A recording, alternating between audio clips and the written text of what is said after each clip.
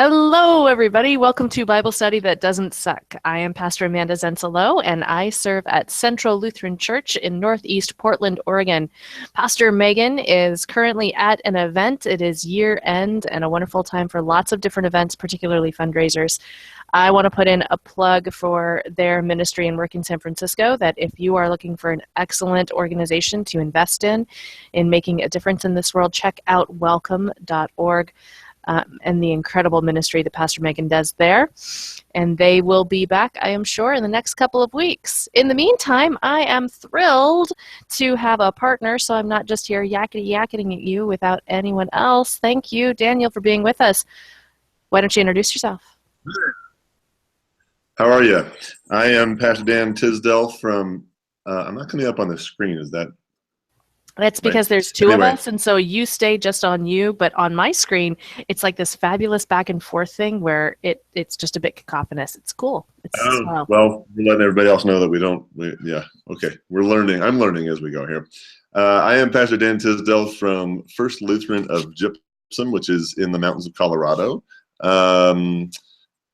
We have kind of excited to announce that we are our website and our Facebook page are both First Lutheran of Gypsum, all one word. But we've done a lot of updating on our website. It's really cool. I started a blog. More tech savvy people. I haven't had one, and now I have a blog on the website, which has been kind of fun to start.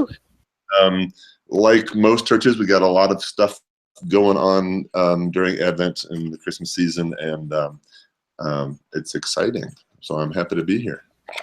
Hey, if anyone is in your area, when are your Christmas services?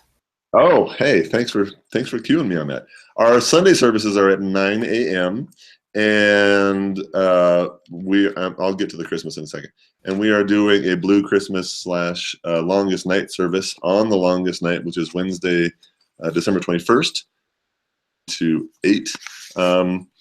Kind of a quiet, meditative, hope-filled service. It's a tough time for a lot of people, so we're doing that this year. And then we are doing just one Christmas Eve service at 6 p.m. this year. First Lutheran of Gypsum, which is in a beautiful little mountainous town. Awesome. Our services are at 10:15 on Sunday mornings. You're welcome to come and join us.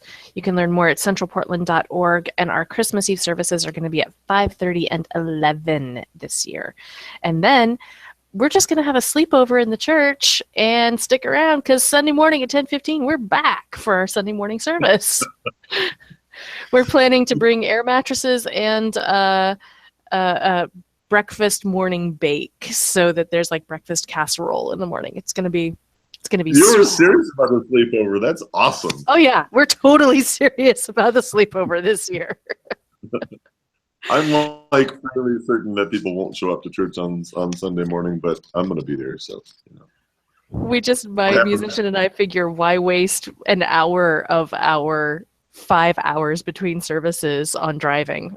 So. That's fantastic. That's awesome. Well, today we are working on the third Sunday of Advent. Dan, have you been on for Advent yet this season? Not this season. Bible studies? No, nope. Neither have I. So maybe we'll get our little spiel about Advent out. I think Advent is my favorite season of the year. It's not an I think, it is. Advent is my favorite season of the year. I just love it. But it's one of those seasons that's really odd and bizarre sometimes, because it feels like this odd juxtaposition between what is happening in our world and how our world is telling us, be so excited, bye, bye, bye, everything's awesome, we're going to Christmas, holidays. And then you walk into church and you get like, you brood of vipers, you suck, everything's awful, the world is ending, right? Like, it's this interesting thing.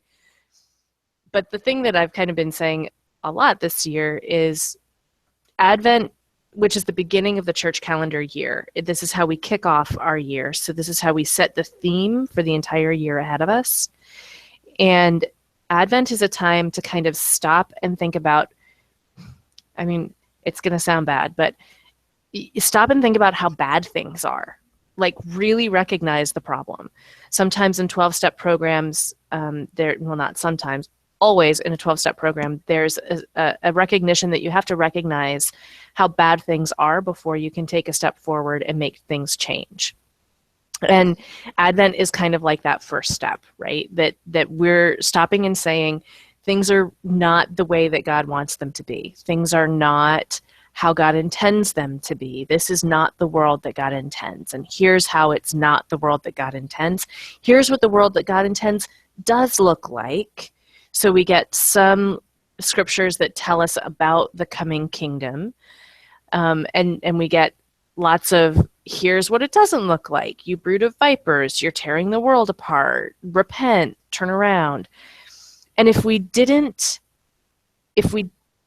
know how bad the world was, we wouldn't need Jesus, right? If the world was great and everything was fine, we wouldn't need Jesus. We would need a better credit card. And that would get us through this season.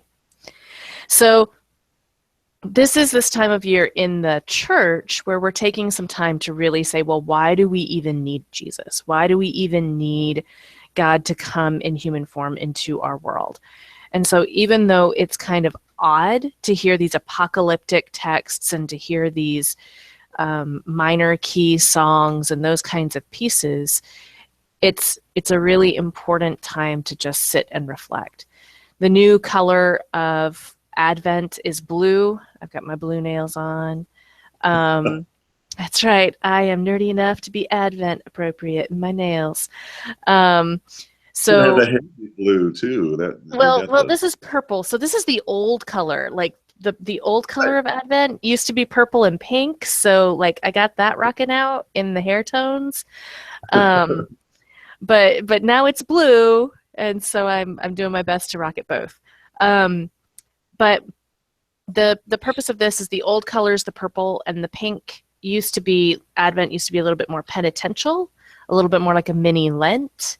And the pink candle, which is the third Sunday of Advent, which is this coming Sunday, is Joy Sunday. And it was kind of a break from the you suck stuff, although when we look at it, it's not always totally a break from the you suck stuff. But it's been shifting in about the last 100 years, especially in Protestant churches, to have the color blue as the Advent color. And kind of this sort of darkish blue, yet not completely dark, not completely light. Some folks have described it as like the color of dawn, like right between the darkness of night and the brightness of morning is this kind of blue that heralds a new day. And it brings hope, and it's about hope. So that's my spiel on Advent. And I'm going to pass it over to Dan. Do you have anything to say about Advent in general, and then lead us into the lessons? Well, it's interesting because Advent is my favorite season too, and I think sometimes people over interpret and say, well, Advent and Lent are basically the same, and I've never thought that. There are connections. They're the most kind of introspective seasons, but introspective in different ways. I never realized until you described that I think Advent may be the most Lutheran of seasons, and I say that knowing that we may have an ecumenical audience. But I remember when I was in seminary and I took a wisdom books course, and one of the funniest moments of the whole semester was when we studied Ecclesiastes, and the professor ahead of time knew who would like it and who wouldn't like it, and it was just the Lutherans who liked Ecclesiastes. And there were 2 Lutherans, and then there was, I think we had 8 denominations including all we had Dominicans, Franciscans, Jesuits, UCC, across the Methodist. You've got to love the Graduate Theological Union. I'm just saying. Yeah. I loved my classes like that at the GTU. It was awesome. But the professor knew ahead of time that the 2 people that would like it would be the 2 Lutherans. And I think, and you say, so what does Ecclesiastes have to do with Lent? The book of Ecclesiastes is, for me, is underused in the lectionary and underappreciated, I think, is an intensely realistic book. It basically, the message of Ecclesiastes is life sucks, you die, God's going to be with you from all the good and all the bad and everything in between. And that's what life is. And everyone else saw life sucks, you die, and missed the part where God's with you the whole time. You know, they're like, oh, it's so Right. depressing, and we were like, no, it's wonderful, it's realistic, it's what our life is about. You know, God never says that life's going to be easy. God says, I'm going to be with you. And so that's why I love Ecclesiastes. But Woo! but Advent has that same kind of feel to me, right?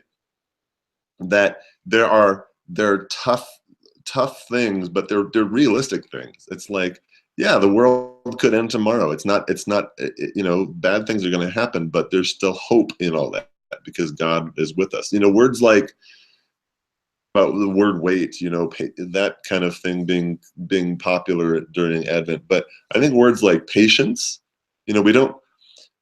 That's one way Lent and Advent are very different. Advent is about having these, I think, anti-cultural words like patience, like peace, like compassion. Because while Lent is introspective like Advent is, it's more inward than outward.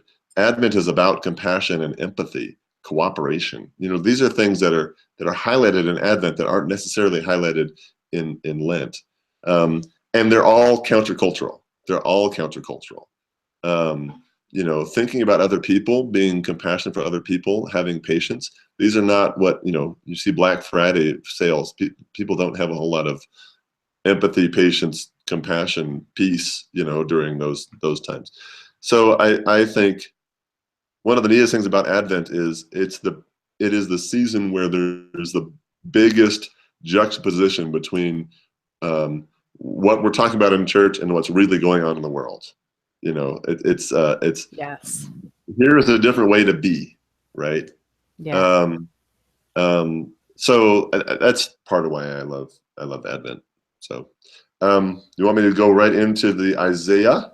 Jump into it. Let's see what I'm hoping you've got awesome things to say. All I have is like a story of once I preached on this. So you probably have some better stuff. I've been studying some Isaiah lately. Isaiah is the more I read Isaiah, the more interesting it is to me. Around Advent, we hear a lot from Isaiah because, especially in this year where Matthew is our gospel, because Matthew refers to in sort of a the author of Matthew uses Isaiah to sort of point out and justify Jesus is coming often, and so that part of the reading this week, which is from chapter 35, is talking about a new start, the things that are coming forth. The lame shall leap like the deer, the tongue of the speechless sing for joy, the eyes of the blind shall be opened, the ears of the deaf unstopped. The waters will break forth in wilderness and streams in the desert, as if to point to John the Baptist and to Jesus. And I'm not saying that those things aren't true, but they do connect with the bigger story of the people of that time. Scholars believe that Isaiah was written by at least 3 people, maybe more, because it was written over a really, really long period of time, and at least 100, 120 years. And this chapter is one of the first chapters where the people have been exiled in Babylon, and they are coming back to Israel to sort of resettle and they've been recently released from captivity. So this chapter is, I think sometimes there's an overinterpretation of scripture from Isaiah in the Gospels. Some of it is great. You know, when we studied this as a church over the last month, you know, you're reading through Isaiah, it's hard not to sing sections from the Messiah, because, you know, basically the text of the Messiah is not from the Gospels but from Isaiah. and that's fun. But there are other connections to be made too, that I think are just as important, and doesn't take anything away from the connections to Jesus. These people are extremely happy. They're coming back to the land that they believe they've been promised, um, and that hope is more about them than about Jesus for me.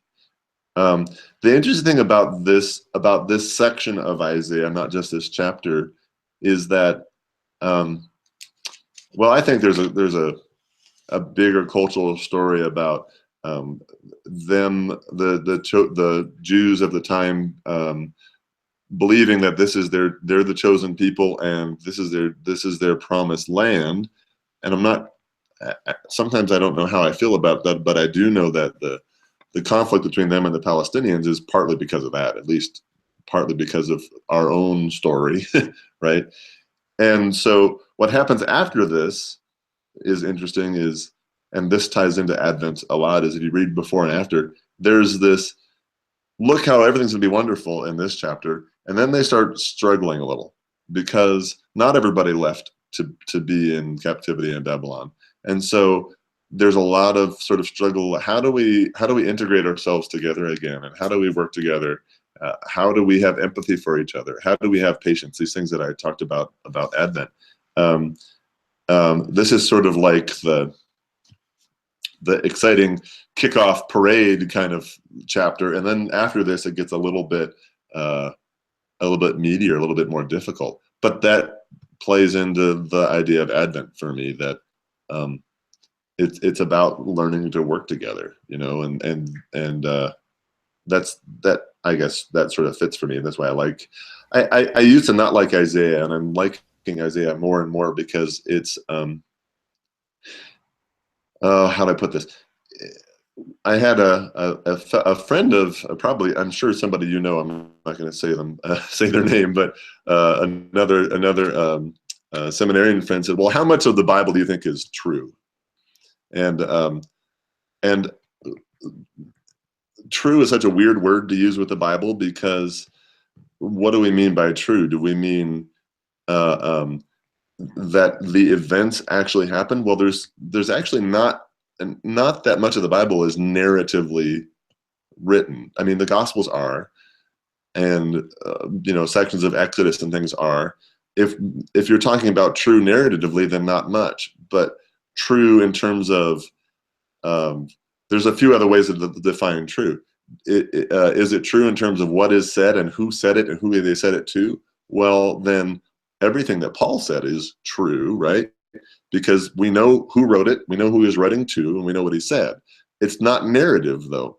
But more and more, I really like the prophets, because to me, what the prophets said is true, meaning they're talking about real events that happened in real time with real people that we know happened outside historically, and they're struggling with logical kind of things that we can relate to. With how do we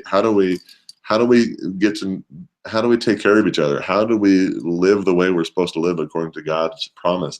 These are real life things, and we know they actually happen. So the more and more I realize that the story of the prophets are true, and there's a lot in there. Whether they point to Jesus or not is sort of irrelevant for me. They might, great. It's more about how they struggle to get by, to live, and how they see. I know the prophets don't look. I said this in my sermon last week. The prophets are not fortune tellers. We sometimes we think of the prophets as, oh, they're looking at the future, and they're telling you what your future holds. That's not the prophets. Mostly the prophets were looking at current events, what's going on in the world right now, and saying, either do you see what's happening, look how God is blessing us, or do you see what's happening, things are really screwed up. They were telling people what they should have already known if they just open their eyes and look around. And so to me, they're almost like the newscasters of the day. We read Isaiah, we're seeing how the people are feeling at different moments, from the time before the early in Isaiah, when they see this army coming, for several years, and they're like, oh man, they're going to come and they're going to take us, even though we're the promised people in the promised land, to being in captivity, to this point where they're happy because they're being released from captivity and settling back in their. So it's more of it's even more true and historical in some ways, and that makes it kind of interesting to read for me. Oh, I just talked a lot. But. No, it's awesome stuff. Awesome stuff. And I think that for myself, and if people are wondering why I keep looking over here, it's because I have a bird who is molting and wants lots of attention. So that's, if I'm being strange looking off screen, that's what it is. But I think with the prophet piece, one of the things that I appreciated about one of my classes down at the GTU was the understanding that prophets aren't necessarily the fortune tellers, as you were saying, but they are the truth speakers. So that you picked up on that word true really resonates with me as well, because the prophets are individuals who are able to look at the world and see what is happening, and they speak the truth. And that oftentimes isn't very much appreciated at the time, because we don't like the truth most of the time. And we especially don't like things that are true with a capital T, because when we hear that those true things, oftentimes we're being held accountable in ways that are really, really uncomfortable. And that is what prophets do. I would say that someone that I experience right now as being able to do that, as someone who's able to read the semiotics, which is a big fancy word for the signs of the times, which you hear a lot of prophets talk about, the signs of things happening. But someone who is able to really read the culture and really read the world is Leonard Sweet. He called the vice president-elect way back early in the primaries. So there's, an ability of some people to just read the signs of the times and be able to see what's coming, even though most people might miss it. And I think you're spot on about saying that is someone who sees things true. I also found really fascinating what you said about the kind of bringing back together of the cultures, because that theme resonates through our scriptures multiple times, and actually throughout our history multiple times. So we have this part of the chapter, which is absolutely jubilation and joy and the promise and the hope, and these things are going to come true. God is going to redeem you and bring you back, and it's going to be beautiful, and there's going to be water in the desert, and there's going to be flowers, and it's going to be awesome sauce. And then reality hits when you have to reintegrate people. And it struck a chord, because yesterday was St. Nicholas Day.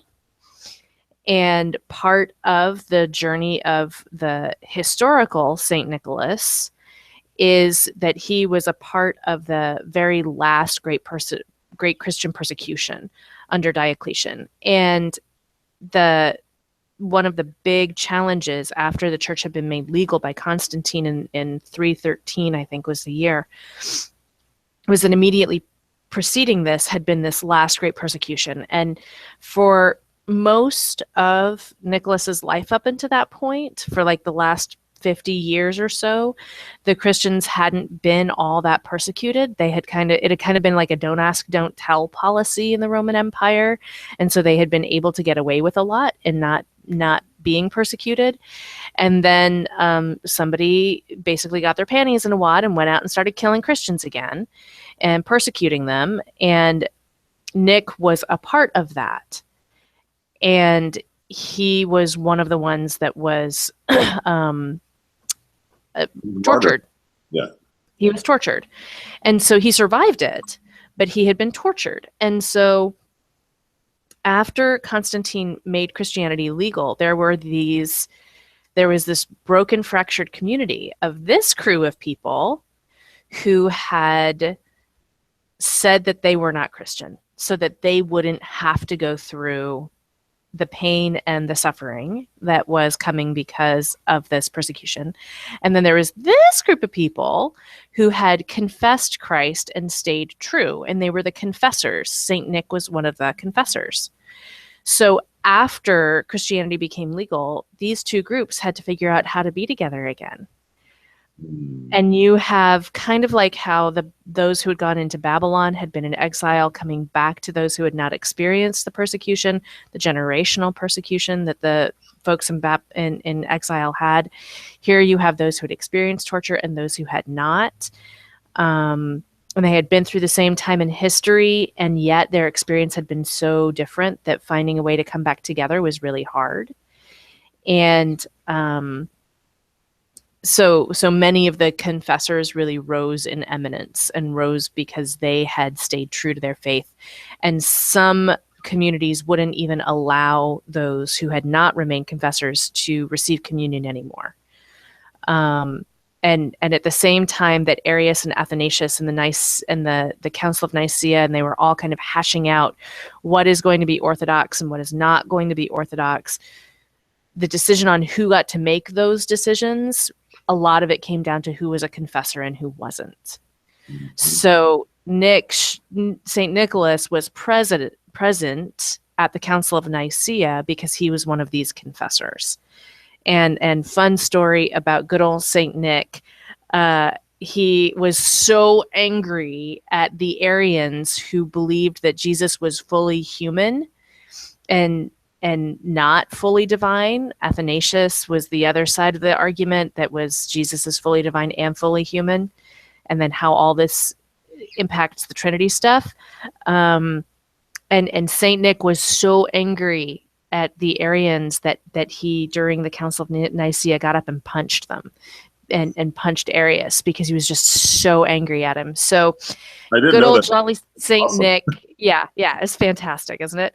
So good old Saint Nick, who is part of the root of our Saint Nicholas, aka Santa Claus, who gave money to people because they didn't have enough, and who threw money through windows, and legend has him dropping it down chimneys for people.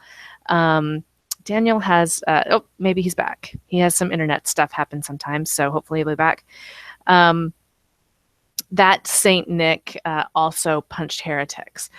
But the other piece of this is that also sometimes we have these times where we send people away and then we bring them back, and it's very hard to reconcile them within our community. And I think of those who have been to war in our culture right now, and those who have been serving perhaps multiple times in places of violence, and bringing those individuals back into our communities and walking alongside of our veterans and those who have been in places of war and violence. I think we still struggle with, yay, the war is over, everything's great, look at this, we've achieved peace, which is Isaiah 35, 1-10. But then how do we reintegrate those who have been through the trauma that has brought the peace back into the majority culture who is not present in that trauma? And that is one of the challenges. And I think, Dan, you're totally right that this is one of the challenges, and one of the gifts of Advent is that we can hold those things in tension, and that we can bring those things together. Are you still there? I am. I've been dropping off a little bit. Can you hear me? Yep, I can hear you. I can't. My video is sort of funky right now.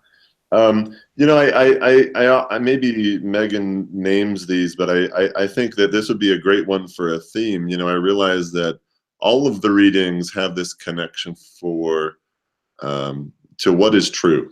What is truth? What does truth mean? And I've been reading a lot about how the bias in the media, or just blatant lying in the media, is such a big news story right now that nobody.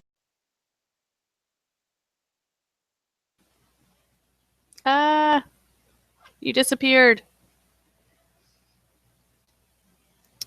I think where he was going was this conversation that we've been having about false news and real news.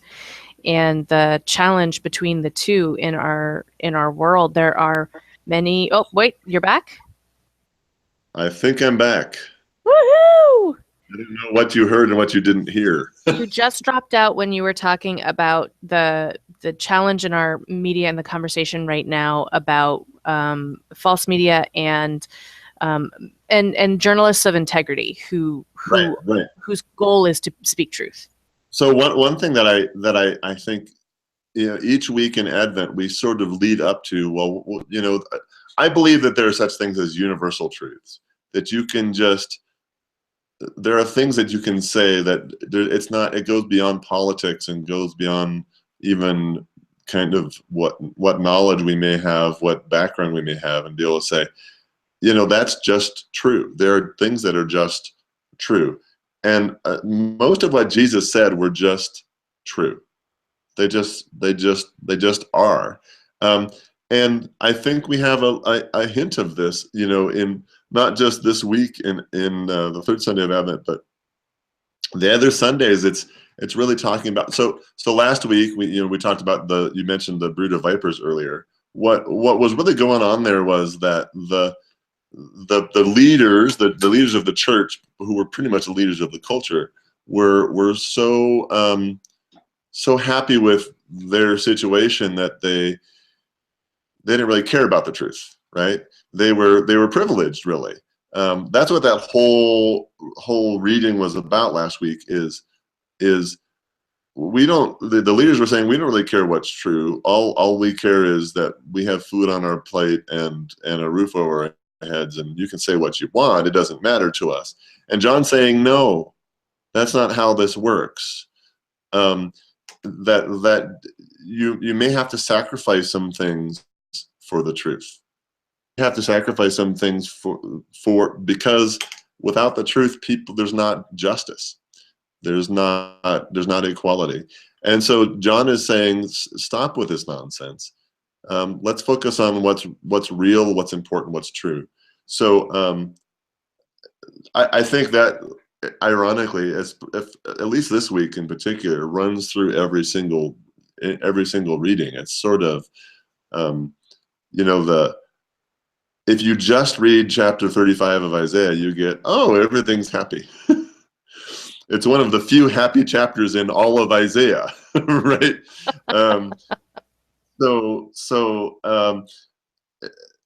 The truth comes out where the truth for me in this section of Isaiah is that the people as a whole have these highs and these lows, and that's the way life works. That's truth, right? There's some truth. I know you're going to talk some, and I will pitch in a little bit on Mary's Magnificat. There's a lot of truth, I think, that comes out in the Magnificat. How Mary reacts to what's being presented to her, and the gospel reading, Matthew, that I'm struggling with for my I'm not trying to jump ahead. I want to take a step back too, but we can jump. Jump around. That John the Baptist he's sort of a little unsure about who Jesus is, which is interesting because I need to do more research on this. This is me as a pastor saying I haven't done all my research yet, but I had assumed from the Luke narrative, from them being born, that they were cousins, and you're assuming that cousins would know each other. And John doesn't kind of know, first of all, who Jesus is, and certainly whether he's the Messiah or not. John seems a little, and I'm like, wouldn't you at least know who your cousin is? Like, I don't know. There's something a little weird there that I need to explore, but that also lends to that whole idea of truth, right? What's true, not just what's true in the scripture, what's true in our own interpretation of it, but how do we navigate these stories that have at least some element of truth, but what do we take and what do we throw away, in a way, I guess. So anyway, that's truth. awesome. What is truth? Let's jump to the Magnificat. and take a look at that and then head into the Matthew, because I think there's some really interesting conversation, and I don't want your internet to die out on me because I want it to be conversation. So while it's still going, let's go. So the Magnificat is this amazing section in it, and if you're reading this on our blog, justlutheran.com, it's going to be down here below the video. There will be links or the scriptures and some other links and things like that. So the Magnificat is this amazing piece of scripture, and I'm letting my camera kind of do its weirdness here. Sorry about that, folks. New camera. And the Magnificat, what it is this is what Mary sings or says when she has become pregnant, and then she leaves town in the early stages of her pregnancy, and she travels to go to her Aunt Elizabeth's house, because the angel has told her that her Aunt Elizabeth, who is much older than her, has also become pregnant. And so Mary goes to her Aunt Elizabeth's house, and this is Elizabeth's first pregnancy as well. And so Mary goes to her house and walks in, and this is the house of a high priest. The Zachariah, Elizabeth's husband, is one of the high priests. And so it's a very religious household, a household of great integrity.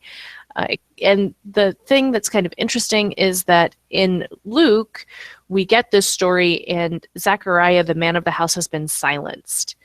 And so because the men have been silenced in this, Joseph, this isn't his kid, and Zachariah has been silenced by an angel, we get to hear the women say their words in the Gospel of Luke, which is different than most of our other scripture. And what happens is we hear Elizabeth, and Jesus and John aren't born yet, so they don't get to talk either. They're both present, but they don't get to talk. So the way that John lets his opinion be known is he jumps in Elizabeth's womb, and Elizabeth says, "Blessed are you, blessed Mary, blessed are you among women, and blessed is the fruit of your womb." And Elizabeth has this kind of proclamation that she gives. And then Mary responds to that proclamation with what is called the Magnificat, because Mary begins it with, "My soul magnifies the Lord." And so you can play with that word magnify a lot. If you want another take on how to preach the Magnificat and play with the word magnify, get a magnifying glass. What is it that we do when we magnify things? We make them easier to see in the world. We make it easier for our eyes to see something because we make it larger in the world. So Mary's soul makes God easier to see in the world, makes God bigger in the world. And in a very real way, bringing Jesus into the world. This is what Mary does. The Magnificat is very countercultural. It's really subversive. One of my favorite memes going around right now online is the song "Mary Did You Know" has become a very popular Christmas song, and there are some beautiful versions of it out there. I like the Pentatonics version, but one of my favorite memes is "Mary, did you know?" with a question mark, and then the picture is of Mary kind of looking at you in disgust and saying, "Did you even read the Magnificat?" Like, come on. Yeah, I knew. Like, if you read through this and really take a look at it, oh yeah, Mary knew. And she was all over that stuff. And if I imagine and dream of this Magnificat being the lullaby that Jesus heard as he grew up, these are the words that Mary whispered to him as an infant. These are the words that she taught him as he grew. These are the words that he was fed with, and this is the Spirit that fed him. And that is powerful, because what the Magnificat talks about is, the proud will be scattered, and the powerful will be brought down from their thrones, and the lowly will be lifted up, and the hungry will be fed, and the rich will have nothing. And if you really read these things, it sounds a whole heck of a lot more like the Black Lives Matter movement than it does our mainline suburban churches. And and that's the Magnificat. That is the power of Mary's words. And that is what was fed to Jesus, and that was what he grew up with, and that is what he became. He changed the world and brought these things to happening. I kind of like it. I kind of like Mary. I kind of like the Magnificat. What can I say? Dan, do you have anything to say about it? I think we discount the influence of Mary on Jesus a lot of the time. We think, oh, it's just his, Father God who influenced who Jesus was. And if you read the Magnificat, there's a lot of sort of reflections of his teachings right there. Right in Totally. that. You can see sort of, like you said, I like the picture of that being a lullaby. You can see that the Magnificat is almost part of a foundation for who Jesus would become. Mary raised her kid right. I mean, can you imagine, like, he went and maybe because he's, all powerful in God and stuff. I can imagine him being a bit of a bratty teenager and totally Mary being like, did that lift up the lowly, young man? Did that lift up the lowly? No, you made that person lower. Go to your room. Like I can totally see, like, that was not strength that you showed with your arm. That was cruelty, Jesus. No, I mean, just, yeah, that's fantastic. So Yeah, it's sort of weird. Like if you look at what's taught, like we don't have almost any stories in all four gospels between the birth of Jesus and the time he's 30. We have Jesus is in the temple, but there's not a lot in the middle, and you're like, it's sort of like we think like that those we discount those years, and like, well, those years are important, and who is it that is at the foot of the cross? Who is it that is at the foot of the cross? His mother is at the foot of the cross. What a powerful woman. I mean powerful not in the traditional ways, but in faith. She was in a true way, powerful woman. And I always like to sort of, one of the lenses that I use for talking about this idea of like what's true is the stuff that doesn't make sense was probably the most true. Like it didn't fit for the culture, it's probably true. Like if it wouldn't necessarily promote early Christianity, it's probably true. Like using the foot of the cross as an example, you would think that they would want to promote the disciples as being right there with Jesus to the bitter end, and yet at the foot of the cross, they're not there. They're not there. Well, who is there? They list who's there. It's, and Mary, his mother, is there. I think that was probably what happened. She followed him. She was, I don't want to use disciple, but she was with him in a lot of his travels too. She pops up in sort of weird places in the Gospels. I don't think that was just, I think she's proud of her son. I don't, does she think of her son as the son of God? Probably, but she's also her son who's, if he messes up, she's going to be right there and saying, come on, Jesus, but also there to say, I love you so much that I'm going to be with you. It's like, the soccer mom being at every soccer game, no matter how bad the kid is, because they're there to support them and show them that they love them. And not always in the easiest of ways, right? Because I love the story of the wedding at Cana for this exchange between Jesus and Mary, and he's like, woman, seriously, what are you doing with me? And she doesn't even like respond to that. Like I can just imagine this Jewish mama eye roll and like, seriously, kid, all right, do what he tells you to do. Are you gonna get to work? Like totally, this awesome thing. And she didn't just give that to Jesus, because his younger brother James, after his death, also becomes an incredibly important historical figure in the life of the early church. Yep.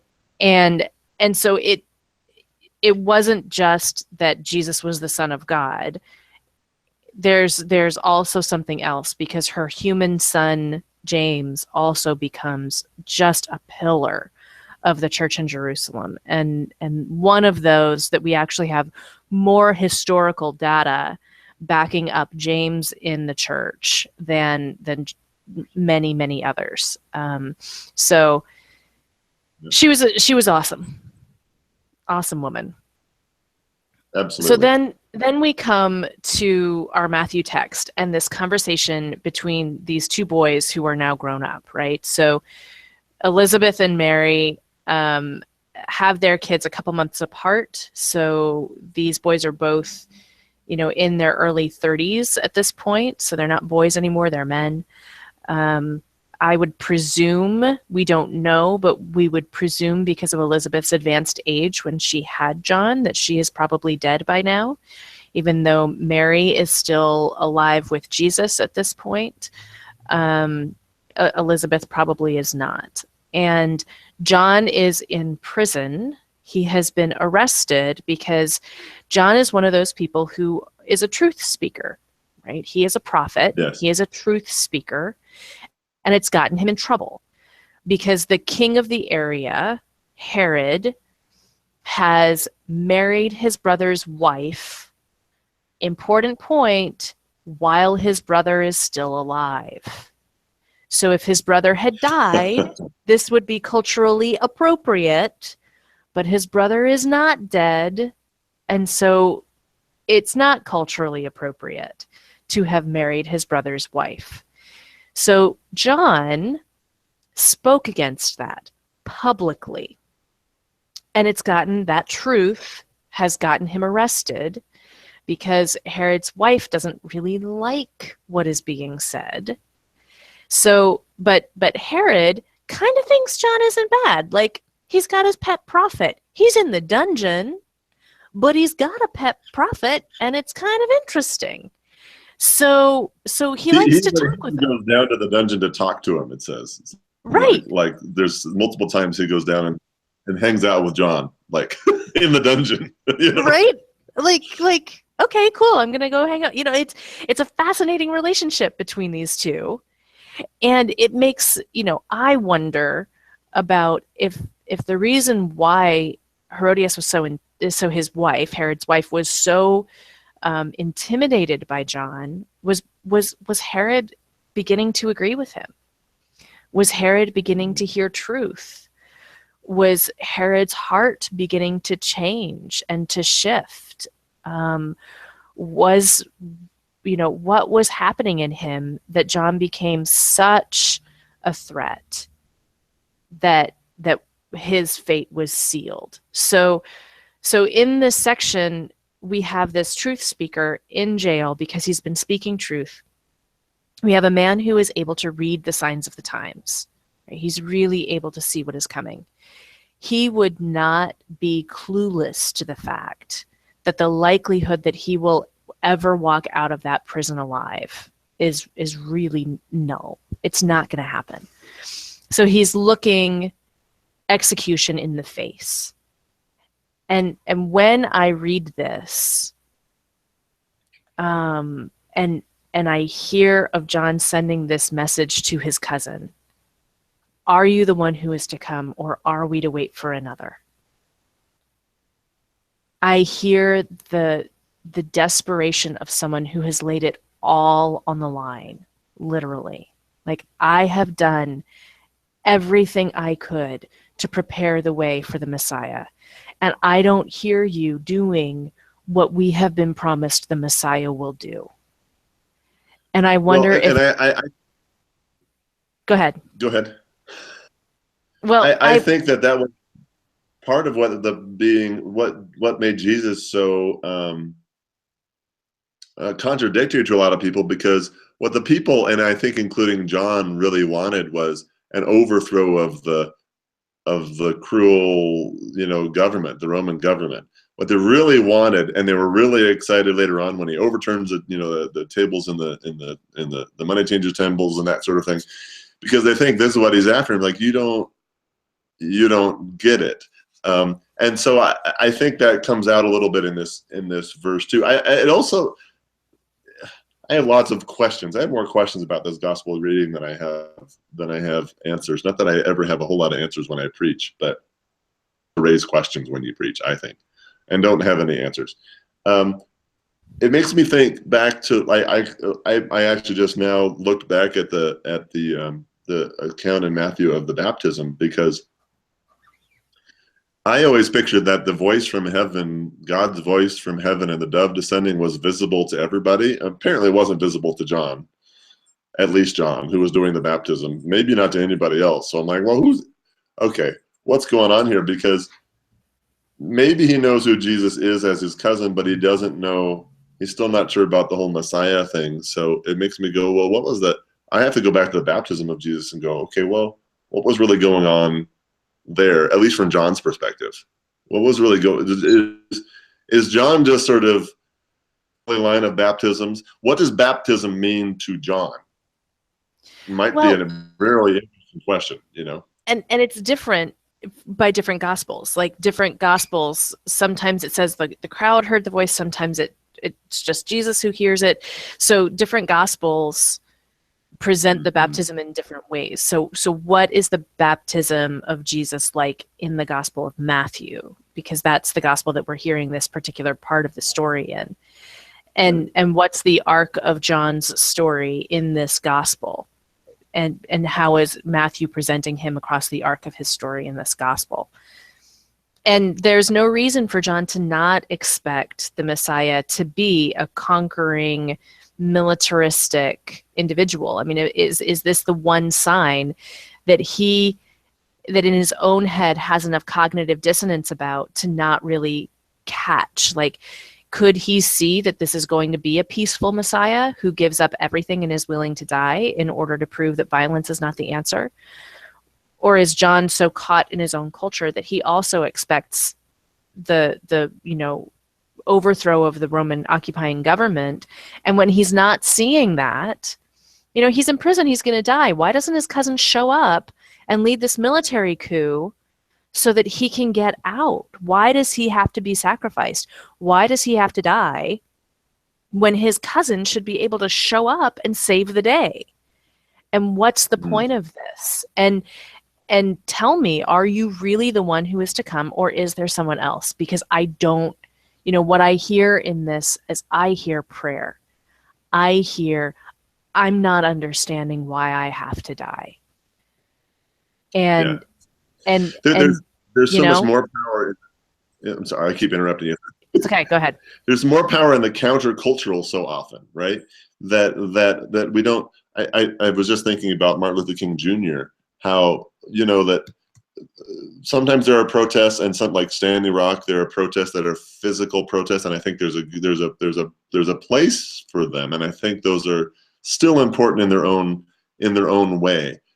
Standing up for injustice in a physical way, being a human shield, that sort of thing is still important, but I think it doesn't always have as long-lasting effect as the countercultural sort of protest, which, like Martin Luther King Jr., who simply sat down and said, I'm not doing it. I'm not attacking you. I'm not doing anything illegal. I am simply sitting down in peace, in protest. And so much Which of is what the people of Standing Rock have done. Exactly. Yeah, no, I agree. And so much of what Jesus does is countercultural, both for us but for him. And that's what makes the whole thing so much more profound, is that pretty much if you read through the Gospels, the people don't get it. I've actually had people in my congregation mad at me because they say, "Oh, the disciples, the apostles, they got it. You're just discounting them." I'm like, when do they get it? Show me a point where they totally get it. Like it doesn't come up. And there's something profound and true. I want to keep using that word true about that for us too, is that we read things like this and we go, oh, you know, Jesus is great, but I'm going to keep doing the things the way I've been doing them, and realize that, you know, if you really read it, we as in a worldwide culture need to radically change the way we take care of each other. We look at each other, you know, and Jesus got that. That's just true. That if we really follow what Jesus said, if we really took care of each other, we really loved each other, loved our neighbors ourselves, there wouldn't be hunger or injustice in the world. I mean, it's not complicated, but it is countercultural. That's right. So And I think that do you have anything else that you want to say, or shall we wrap up? I realize we've been chatting for a long time, and people who are still with us, thanks for being here. Any final thoughts? The second part of the from verse 7 of the reading, I read one of the things I read earlier talks about. I think this is Jesus' answer to John is significant because what he's saying is this countercultural thing. He says, what do you go out in the wilderness to look at? A reed shaken by the wind? What then did you go to see? Someone dressed in soft robes? Look, those who wear soft robes are in royal palaces. It's that whole, Jesus is really talking about the 99 and the 1%, right?